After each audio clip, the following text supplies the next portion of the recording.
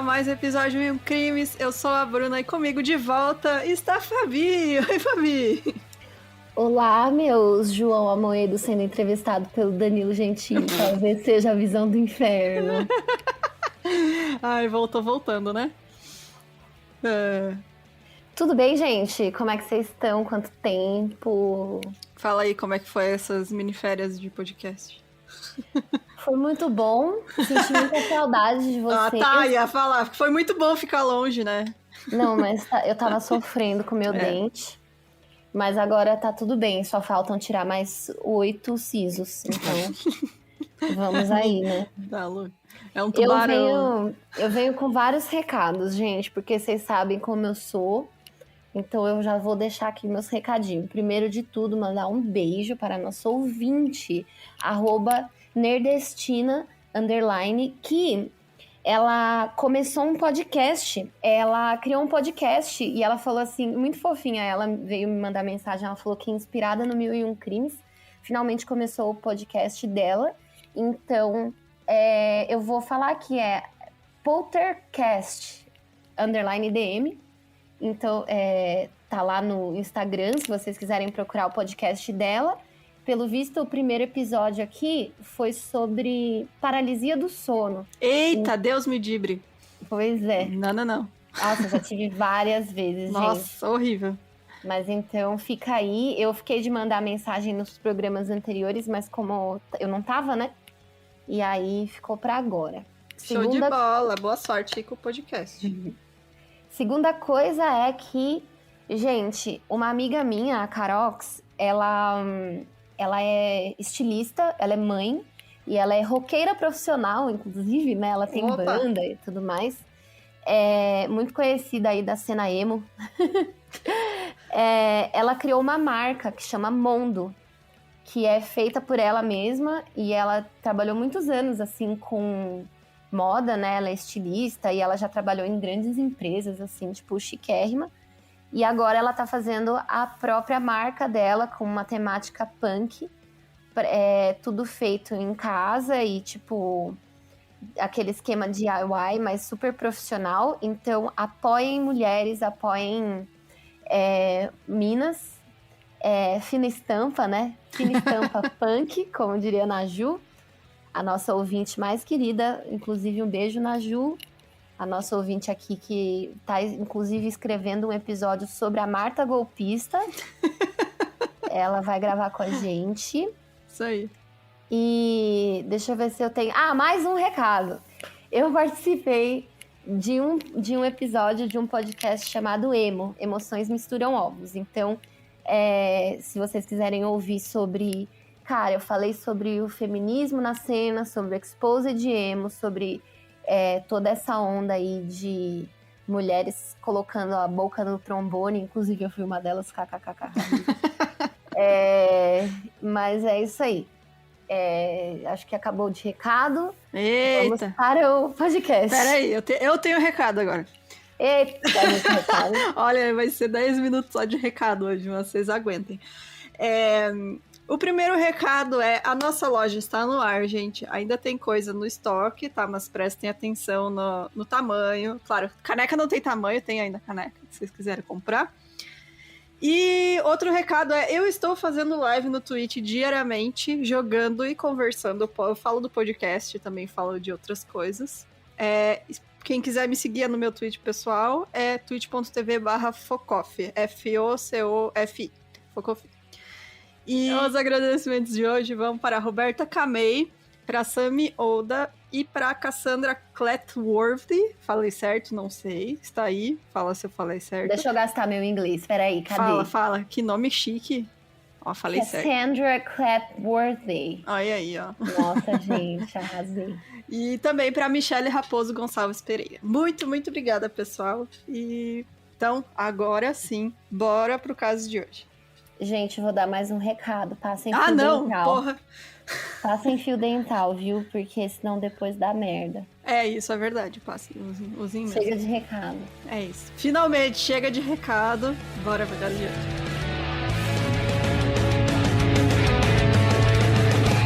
O Rodrigo Jacques Alcala Bucor Ele nasceu em San Antonio, no Texas, em 23 de agosto de 73. O nome dele, depois eu não sei porquê, ele muda para Rodney Alcala, que acho que é mais fácil para os americanos falar do que Rodrigo, né, gente? Então, a gente vai se referir a ele como Rodney o resto do episódio, só para você saber. Os pais dele eram o Raul Alcala Bucor e a Ana Maria Gutierrez. Eles se mudaram com a família para o México em 51. Mas o Raul, como grande filho da puta, abandonou a família 3 anos depois. E em 1954, quando Rodney tinha cerca de 11 anos, a mãe levou ele e as outras 2 filhas, que eram as 2 irmãs do Rodney, de volta para os Estados Unidos para morar no subúrbio de Los Angeles. Então, aos 17... beleza, que beleza. tipo, o pai abandonou, né? Tá com foda-se, isso aí. Acontece. Infelizmente. Então, aos 17 anos, em 1961, o Rodney entrou pro exército americano, mas como ele ainda era menor de idade, ele só estava trabalhando como balconista, ele ainda não era reservista, né? Ele trabalhava, sei lá, no recrutamento da galera lá, preenchendo o formulário. E em 64, aí já tendo, né, trabalhando ainda no exército, ele teve um colapso nervoso e desertou, pegando carona da instalação militar de Fort Bragg, que fica na Carolina do Norte, até a casa da mãe dele em Los Angeles. Então, ele foi, depois disso, diagnosticado por um psiquiatra militar, que determinou que ele tinha transtorno de personalidade antissocial, e por isso ele foi dispensado do exército por razões médicas. Outros diagnósticos que fizeram mais tarde na vida do Rodney, depois que ele foi preso, iam mostrar que ele também tinha transtorno de personalidade narcisista, transtorno de personalidade limítrofe e narcisismo maligno, que eu nem sabia que existia isso, mas existe. Que é, eu conheço, eu tenho um ex assim. Nossa, cara, é bizarro mesmo. Tipo, no caso dele, o narcisismo maligno dele tem traços de psicopatia e também comorbidades de sadismo sexual. Então, tipo, né, é realmente uma pessoa que é perigosa, né, precisa ter acompanhamento direto, porque senão ele vai fazer merda. E aí, depois... bem complicado a recuperação daí, né? É que não... não existe recuperação, né? Você tem... existe um sistema de... Eu já vi eles tratando isso, tipo, usando um sistema de recompensa, sabe? Uhum. Sim, você tem que reprogramar a pessoa, né? É triste mesmo, mas existe, né, tratamento e tudo. Não no caso dele, que ele não fez, né? Bom, enfim, depois de deixar o exército, ele se graduou na Escola de Belas Artes da Universidade da Califórnia e mais tarde ele foi para Nova York e estudou cinema com o Roman Polanski, que é um outro grande filho da puta, na Universidade de Nova York. Então, aí, ó. Brau. Estudou com quem entendia ele, né? Quem gostava de pedófilo, filho da puta. É isso. O primeiro crime que se tem notícia cometido por Rodney foi em 1968. Um motorista em Los Angeles o testemunhou atraindo uma menina de 8 anos, chamada Tali Shapiro, para o seu apartamento em Hollywood e chamou a polícia. A menina foi encontrada no apartamento, estuprada e espancada com uma barra de aço, mas Rodney escapou. Ele fugiu para a costa leste e se matriculou na escola de cinema da Universidade de Nova York, usando o nome de John Berger. Aí a gente já vê que, tipo, a vítima dele tinha 8 anos. Uma criança, né? Cara, 8 anos. Exatamente. Durante os meses de verão, ele também conseguiu um trabalho de aconselhamento em um acampamento de artes para crianças em New Hampshire, usando um pseudônimo ligeiramente diferente, que era John Berger. Cara, ele trabalhou com criança, então não se sabe se ele abusou também de crianças nesse período. Assim, um grande problema desse caso é que não dá pra ter certeza de muita coisa, né? A polícia só foi descobrir muitos dos crimes dele muitos anos depois que aconteceram. Então, até hoje, não se sabe exatamente qual o número de vítimas que ele teve. Nem tanto de estupro, de abuso, quanto vítimas de assassinato também. Então, é um monte de incógnita e ele não fala, então... fica aí até hoje, é um mistério, né? Quantas vítimas ele teve. Mais pra baixo, mais pra frente, a polícia, a gente dá mais ou menos uma estimativa do que a polícia acha.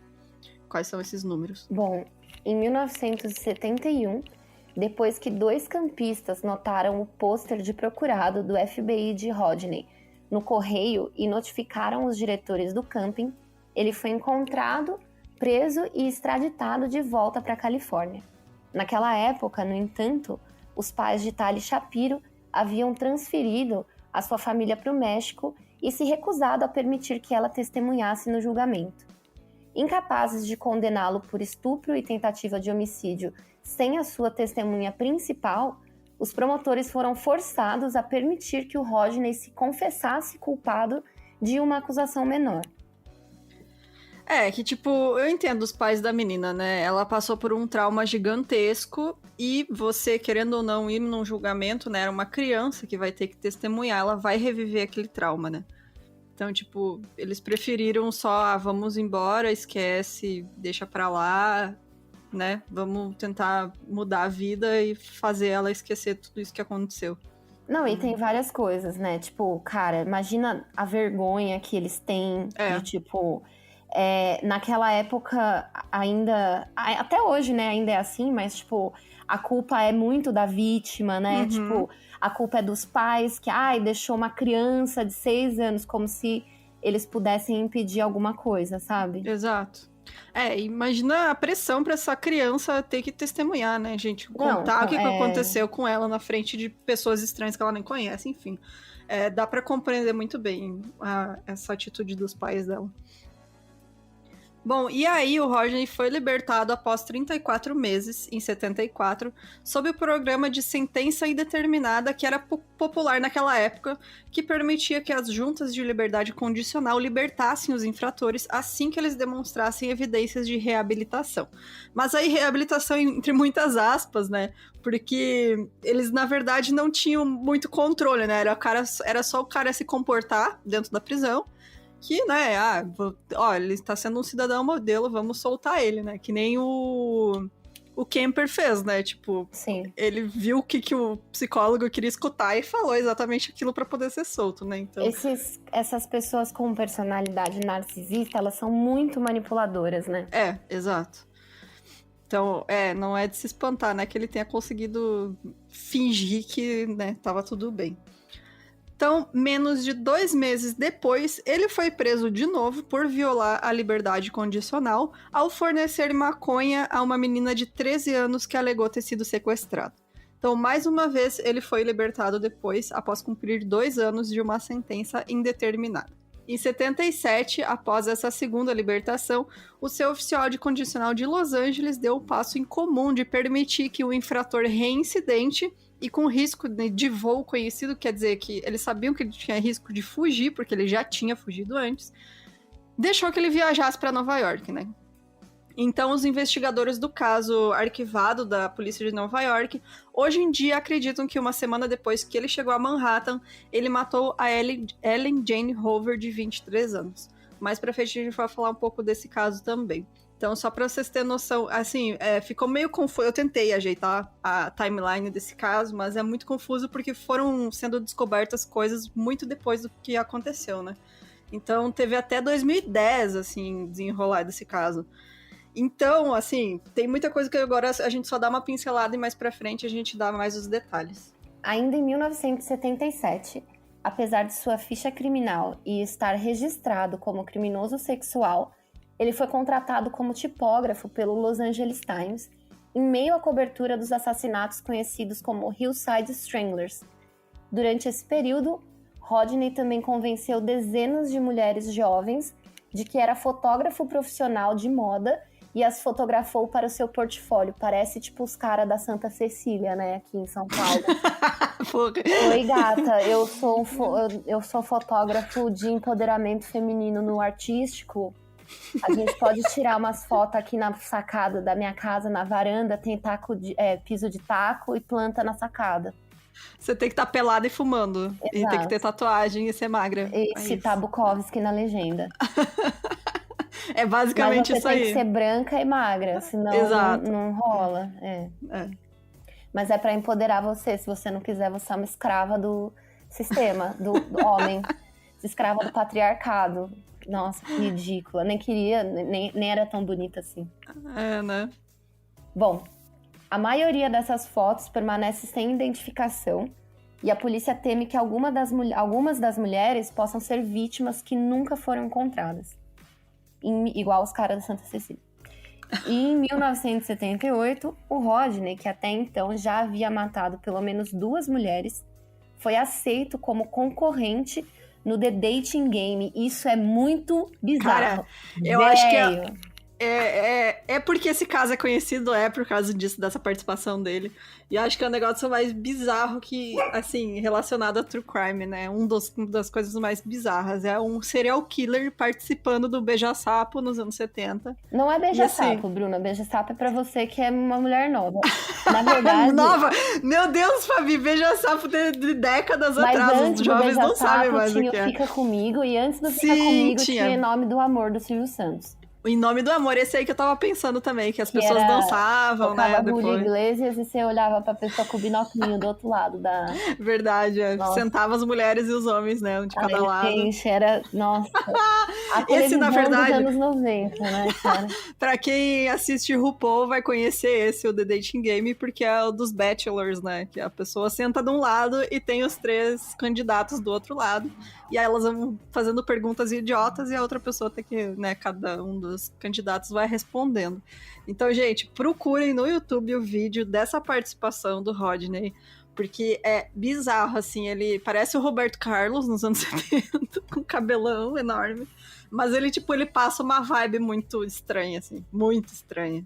Gente, é muito bizarro, tem no YouTube lá, se vocês quiserem ver, e é surreal. A gente tava assistindo aqui antes de começar o programa e dá até um negócio ruim, assim, porque primeiro que é, tipo, aquela sensação... Primeiro que o clima, né, dos anos 70 nos Estados Unidos... Nossa, meu, é todo mundo drogado, bizarro, né? Já é muito bizarro. Aí, tipo, vem aquela mulher, e aí vem o cara, e, nossa, gente, é cringe demais. Bora crinjar. Bora crinjar. Bora crinjar. Não, e as perguntas que ela faz, né? Gente, tipo, é surreal. eu sou professora e você é um velhote mal educado, não sei, o que você faz? E ele começa a fazer uns barulhos estranhos, assim, sabe? Gente, tipo, um pesadelo. A outra, e daí é muito... Teve um documentário que saiu um tempo atrás, acho que é da BBC, é da ABC, que... eles falam sobre esse caso, né? E aí tem os produtores desse programa. E é muito bizarro, porque eles falam assim, naquela época, tudo tinha que ter relação sexual, assim, no meio, né? Tipo, tinha que ter uma conotação sexual em tudo. Então, eles diziam para as pessoas fazer perguntas de duplo sentido, porque a plateia adorava, né? Aí, hoje em dia, tu vê, é muito cringe, é um negócio que dá muita vergonha. Mas aí, tipo, a mulher fica, você vai fazer uma janta pra mim, o que você faz? Ele, uma banana.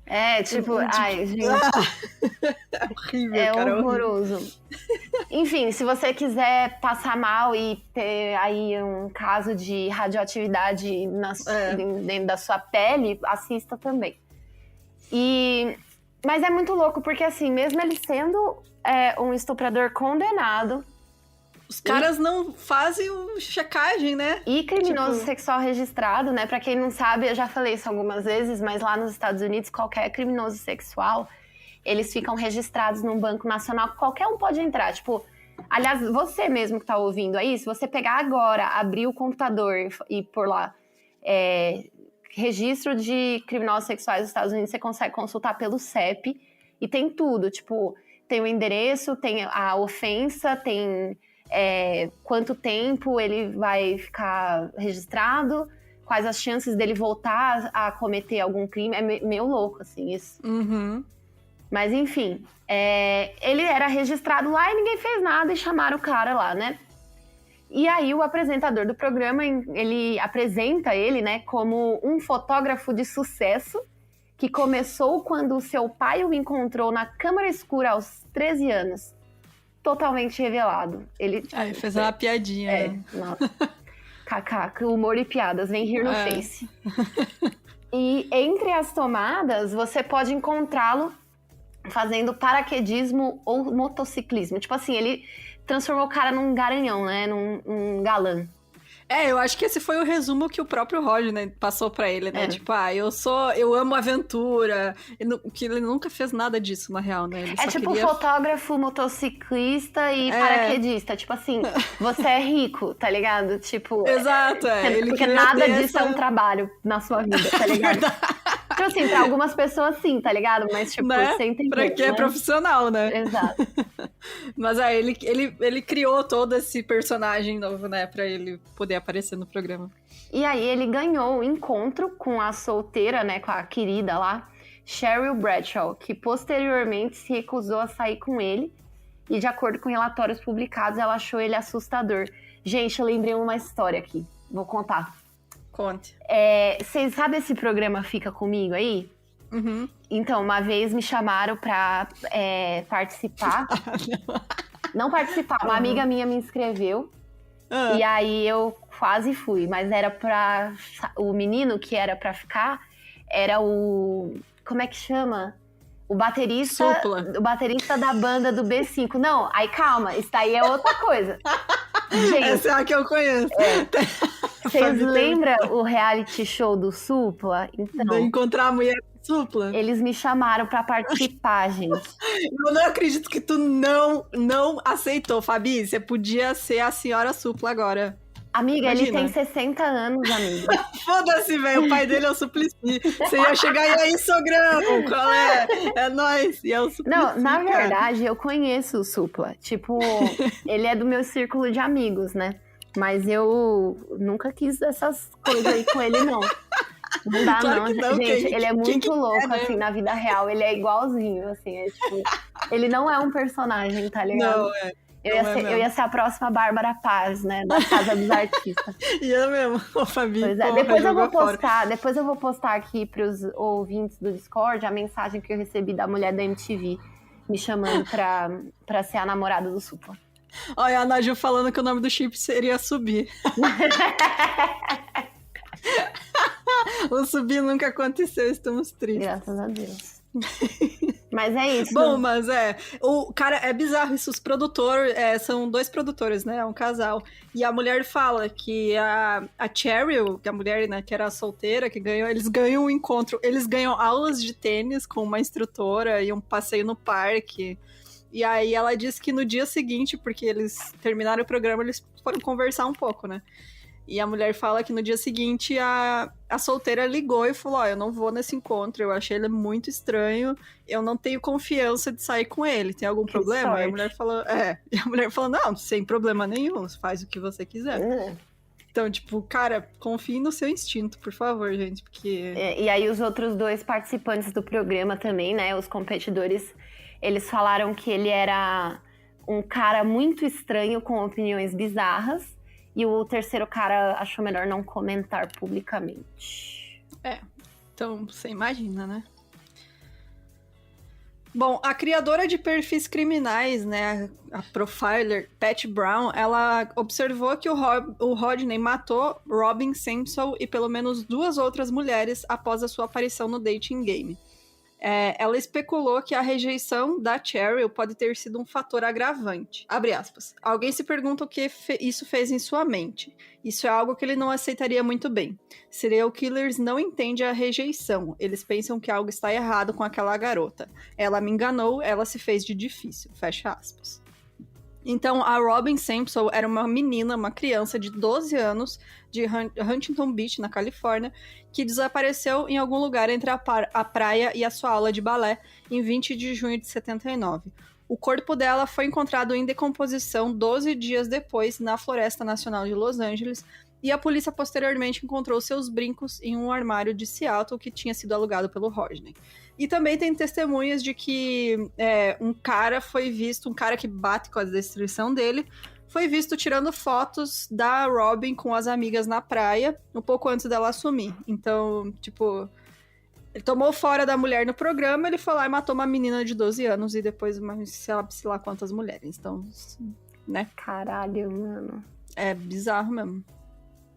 Bom, em 1980, o Rodney Alcala foi julgado, condenado e sentenciado à morte pelo assassinato de Robin Sampson.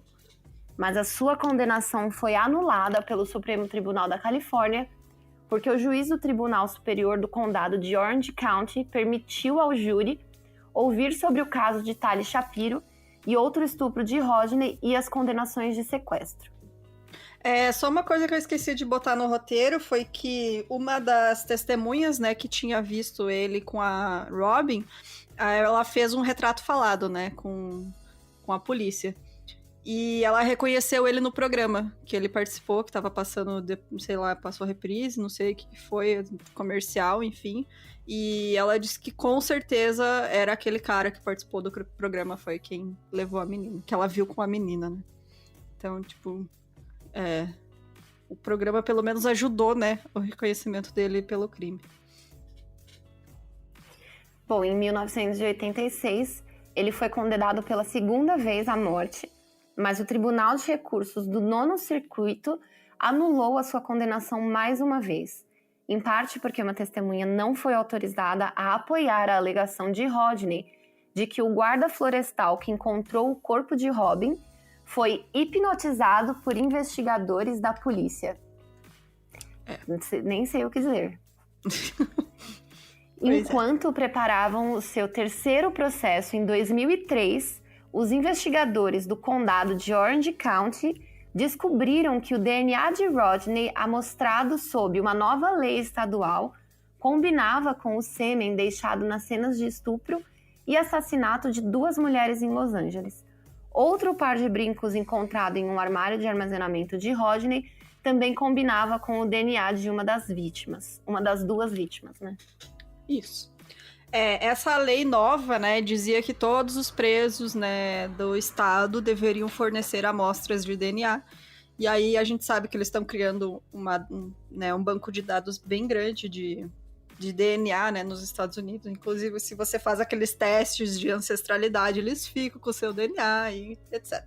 Enfim, agora tem uma seção, né, há alguns anos, né, desde 2000, sei lá quanto que eles começaram isso. Tem uma seção do FBI que agora é responsável só para pegar esses DNA e tentar bater com casos antigos. Então eles vão lá, pegam um caso antigo, botam no banco de dados, roda o negócio lá para ver se tem alguma comparação, né, que seja feita. E foi assim que eles conseguiram essas outras provas de que ele se envolveu em mais assassinatos. Bom, então essas mais provas adicionais, incluindo outro caso de DNA compatível em 2004, levaram à acusação do Rodney pelos assassinatos de mais 4 mulheres. Então, em 10 de novembro de 77, a Jill Barcombe, de 18 anos, de Oneida, Nova York, estava no sul da Califórnia por cerca de 3 semanas, quando seu corpo foi encontrado em um caminho de terra na Mulholland Drive, em Los Angeles. Ela estava em uma posição encolhida com os joelhos próximos ao peito e nua da cintura para baixo. Ela foi estrangulada com uma calça azul e espancada. Haviam sinais de agressão sexual e ela também tinha 3 marcas de mordida no seio direito, de acordo com o Los Angeles County, o Coroner's Office. Em 16 de dezembro de 77, a Georgia Wickstead, de 27 anos, foi encontrada em sua casa em Malibu, nua, agredida e abusada sexualmente. Um martelo foi encontrado próximo ao corpo. Ela era enfermeira do Hospital Sentinela e havia nascido em Nova York. 2 tipos de sangue foram encontrados em seu apartamento e um deles bateu com o DNA do Rodney Alcala. Em 24 de junho de 78, a Charlotte Lamb, de 32 anos, de Santa Mônica, foi encontrada nua e morta na lavanderia de um grande complexo de apartamentos em El Segundo, de acordo com o escritório do legista do condado de Los Angeles. Ela era uma secretária jurídica e foi abusada sexualmente e estrangulada com um cadarço. O gerente do apartamento encontrou o corpo dela, mas os moradores disseram nunca ter visto ela antes, de acordo com os relatórios publicados. E em 14 de junho de 79, a Jill Parenteau, de 21 anos, foi morta depois que um intruso invadiu seu apartamento em Burbank, arrombando as venezianas das janelas. Seu corpo nu foi encontrado no chão, apoiado em travesseiros. Fontes policiais disseram que o Rodney supostamente se encontrou com a moça de 21 anos em um restaurante.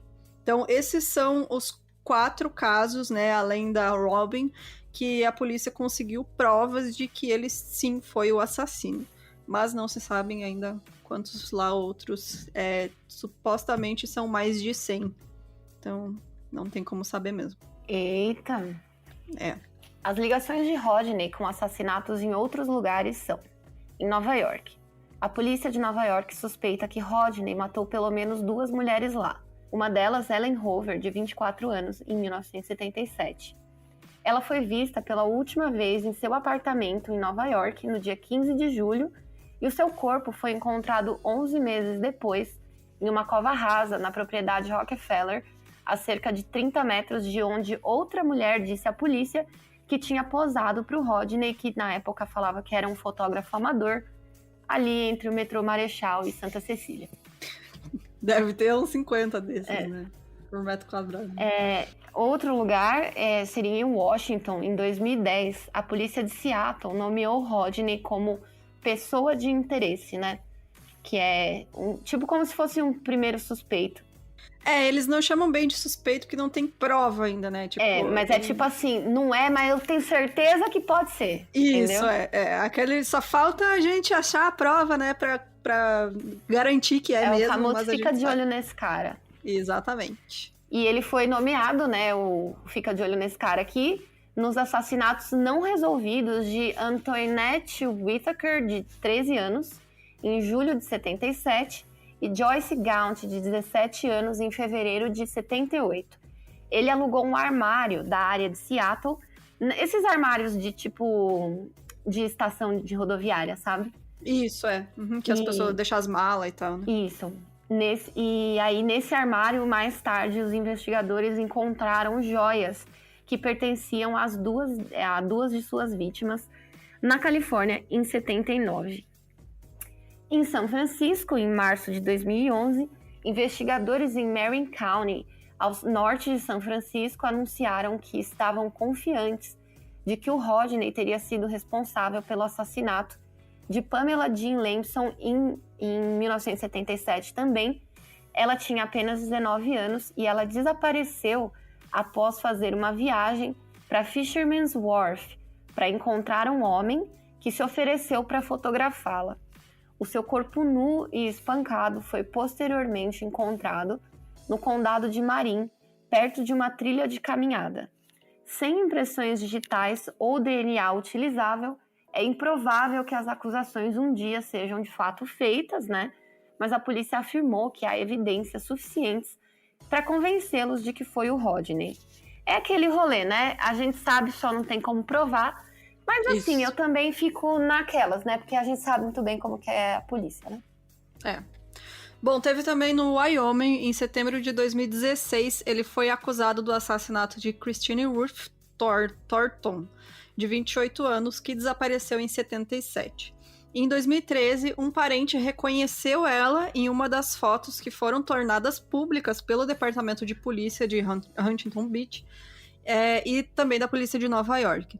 O corpo dela foi encontrado em Sweetwater County, no Wyoming, em 82, mas não tinha sido identificado até 2015, aí quando o DNA fornecido por parentes da Christine correspondeu a amostras de tecido de seus restos mortais. O Rodney, ele admitiu ter tirado a foto, porque obviamente não tinha como não admitir isso, porque tinha foto, existe, né? Mas ele afirma que não matou a mulher, que estava grávida de aproximadamente 6 meses no momento de sua morte. A Christine é a primeira suposta vítima de assassinato ligada às fotos do Rodney, tornadas públicas em 2010.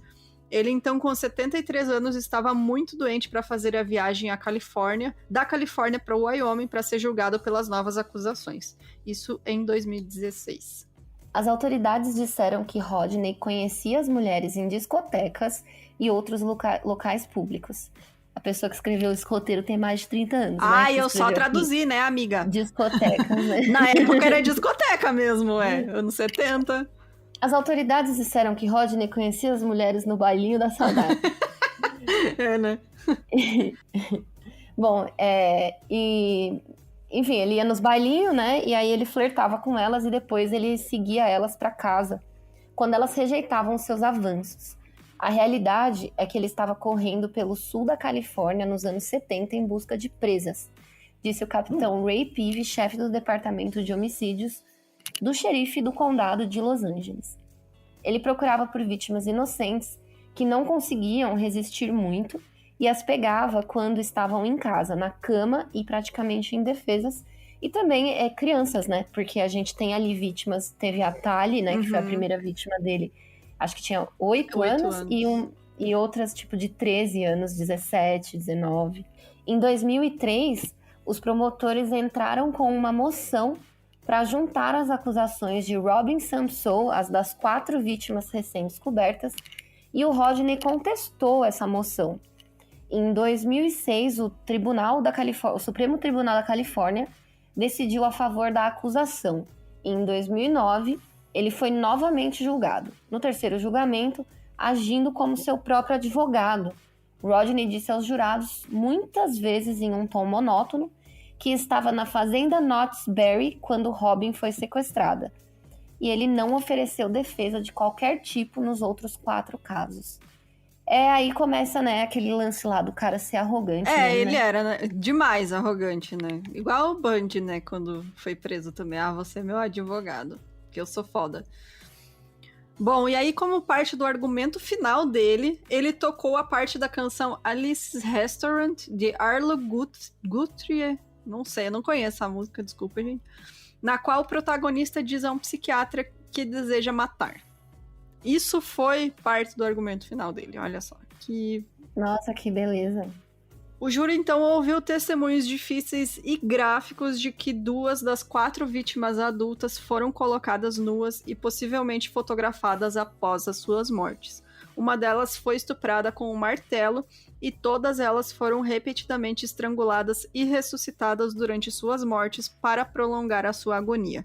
Então, esse era o modus operandi dele. Ele matava a maioria das mulheres com estrangulamento, mas ele fazia isso devagar para elas sofrerem mais, porque ele gostava de ver elas sofrendo. Então, ele estrangulava até a pessoa perder a consciência, voltava e estrangulava de novo. O BTK fez isso também muito, né? Uhum. Bom, e aí os promotores também alegaram que o Rodney, usando seu disfarce de fotógrafo, pegou brincos de pelo menos 2 das vítimas como troféus e carregou uma garota de 18 anos para uma estrada remota de um canyon, onde estuprou ela, sodomizou antes de bater em sua cabeça com uma pedra. Em março de 2010, ele foi condenado à morte pela 3ª vez. Após essa condenação em 2010, as autoridades de Nova York anunciaram que não perseguiriam Rodney por causa de sua condição de condenado à espera de execução.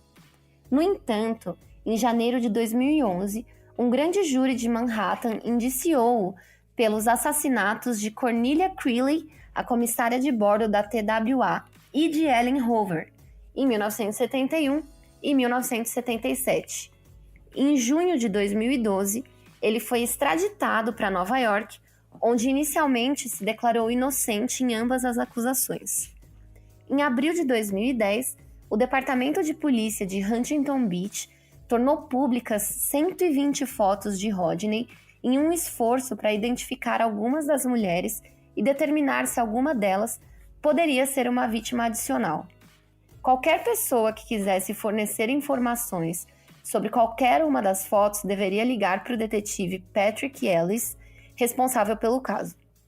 Nas primeiras semanas, cerca de 20 mulheres se apresentaram para se identificar nas fotos tiradas por Rodney.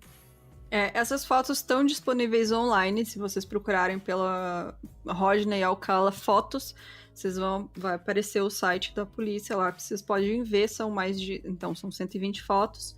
E assim, é muita gente mesmo. Tem desde criança, mulher adulta, tem menina, tem menino, tem assim, de tudo. E como a gente falou antes, uma vítima foi identificada por causa dessas fotos, né? Que um parente da vítima viu ela. E aí conseguiram ligar pro caso. E outras 20 mulheres, né, falaram, não, essa sou eu, né? Mas a gente não sabe se elas foram abusadas ou não. Acredito que essas que apareceram, provavelmente não, porque não foi falado nada sobre isso, né, nas fontes que eu li. Sim. Então, mas não dá pra saber quantas pessoas ainda dessas fotos, 120 fotos, quem morreu, quem não morreu, quem foi abusado, sabe? O que ele fez com essas pessoas, se só tirou fotos, enfim.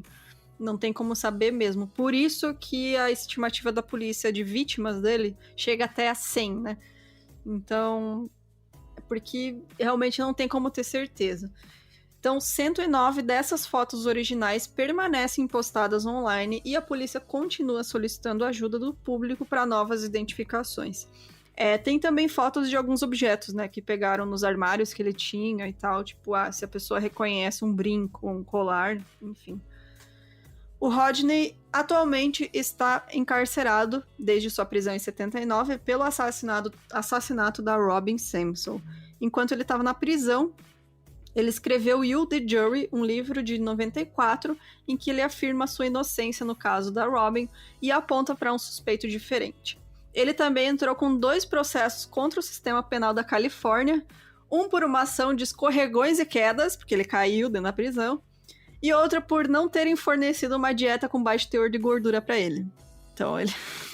Nossa, mano. Prioridades, Nossa. né? Ele continua mantendo a inocência dele. Atualmente, ele permanece no corredor da morte da prisão estadual de San Quentin. Então, até eu ia botar a idade que ele tá, 70 e poucos, eu acho. 77 anos atualmente. Ainda está aí, mas cumpre pena. Então, a contagem de vítimas da polícia pode chegar até 130, porque realmente não tem como ter ideia do que ele fez todos esses anos, né? Que ele andou matando, estuprando mulheres. Mas essa é a história do assassino do The Dating Game. Chegamos ao fim. Acabou. Mais uma desgraça pra vocês. Nossa, credo, velho. Horrível. Voltei já a milhão aqui. Né? Horrível mesmo, gente. Então, eu sempre fico puta com esses casos que não dá pra saber, porque o cara não fala, meu. Ele tá lá com 77 anos e ele não fala. Então você pensa quantas famílias, né, estão lá sem saber o que aconteceu com a pessoa, que ela sumiu, sabe? E não tem como saber porque ele não fala. E é foda isso. Isso vai muito da personalidade narcisista dele, né? Ele tem esse prazer de ver as pessoas sofrendo. Então, com certeza, ele tá feliz porque as pessoas estão sofrendo sem saber tudo que ele fez. Pois é. Mas... é um escroto. Exatamente. Um escrotão. Mas é isso. Tem algum recado pra finalizar? Mais um recado, gente. Agora chegou o podcast de recados da Fabi Marca. Não, na verdade, queria só agradecer a compreensão dos ouvintes pela minha ausência, né? E que vocês são os melhores ouvintes do mundo. Entrem lá na lojinha do 1001 Crimes e comprem coisinhas, porque tá tudo muito feito com carinho. Uhum. Eu prometo que vou terminar os adesivos que eu tô prometendo desde quando eu tava nos Estados Unidos. Uma hora sai. Mas vai sair, prometo. Gente, eu que tô desenhando os adesivos, hein? Então, Exato. Se você quiser ter um original Fabi Marques na sua casa, olha aí, que vale, se juntar com mais R$2, vale uma passagem de ônibus. Mas é isso, pessoal. Entrem na lojinha. Se você quiser mandar sugestão de caso, manda pro e-mail milcrimes@gmail.com. Se precisar de ajuda com trabalho acadêmico, que várias pessoas estão falando pra gente, chamando a gente que precisa de alguma indicação de pesquisa, enfim. A gente ajuda, tá? A gente só mandar e-mail pra gente. A gente deu uma entrevista esses dias pra uma menina também da Universidade de Curitiba, eu acho que era.